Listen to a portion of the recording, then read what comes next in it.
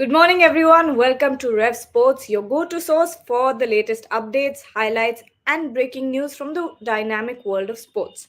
Whether you're a die-hard fan or a casual observer, join us from Monday to Friday at 9 a.m. as I, Gargi Raut, deliver a fast paced and entertaining rundown of the top headlines, players, insights, and everything you need to know to kickstart your day in the world of sports. For the very first headline, India women's have secured a comfortable 5 wicket victory against England in the T20I series.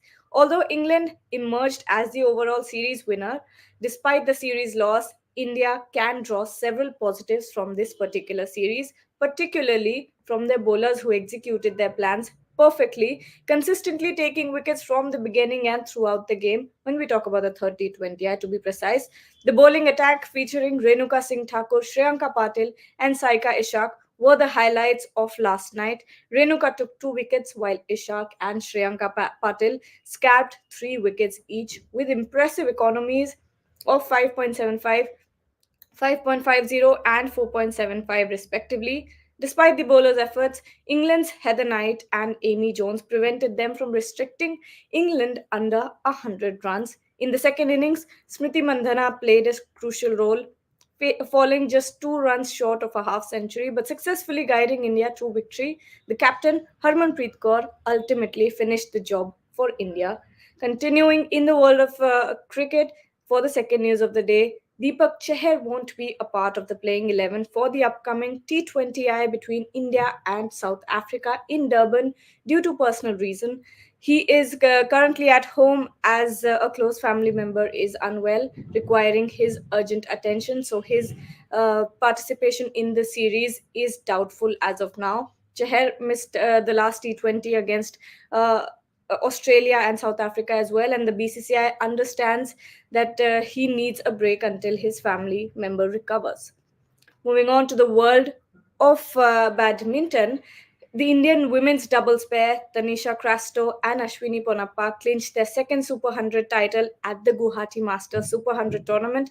They secured a straight game victory, 21-13, 21-19, against the Chinese Taipei duo Shangshu Yu and Yu Chan Hui in the 40-minute final. This marks their third title this year after victories at the Abu Dhabi Masters Super 100 and the Nantes International Challenge.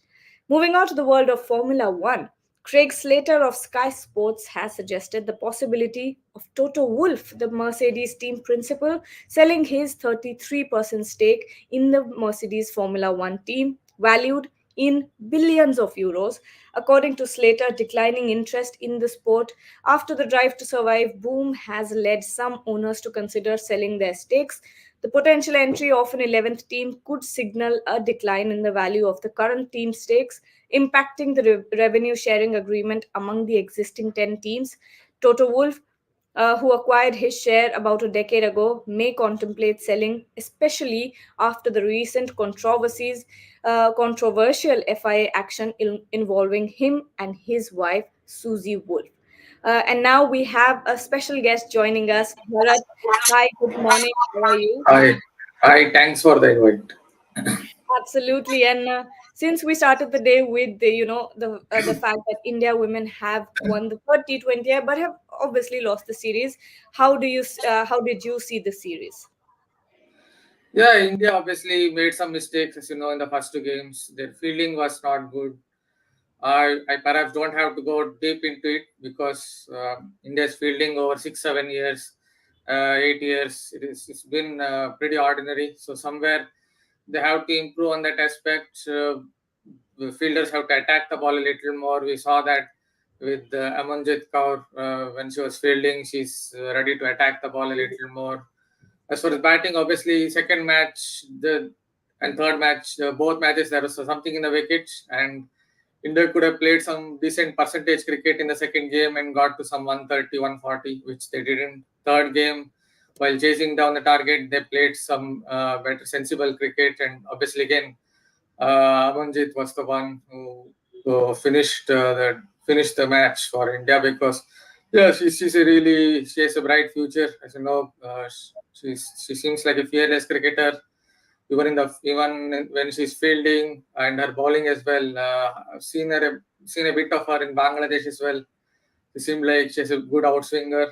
So this is a complete package in that sense, and these are the kind of cricketers India should look at. Shayanka Patil, Amanjit Kaur, the sort of girls who can do all kinds of things like batting, bowling, fielding, complete package. So yeah, there's some positives to take, but there are also a lot of negatives as well in the first two games. Absolutely, but we have a new head coach joining the Indian team. Do you think there could be a change in the way that the Indian team is playing right now? Because he said that he wants to go for a fearless brand of cricket. Yeah, see, Amal Mazumdar, this is a good coach. I met him once, that was about 4 years ago. That was in some program. I met him. He comes across as a very articulate person who is a good coach. But again, finally, it comes down to the players, especially when it comes to fielding, because it is obviously a coach won't tell you to do some basic elementary mistakes. So that these sort of things, it finally comes down to the player and they have to improve in that aspect. But Amal Mazumdar is a good coach, has good work ethics, even as a player, and based on whatever interaction I've had, he's a very articulate person. Absolutely, and you mentioned a few names. Who to you stood out the most when we talk about the youngsters that have come into the team? Yes. Yeah, as I said, Amanjit Kaur, she really impressed me. She comes across as a complete package because in T20 cricket, you need players who can do a bit of this, a bit of that.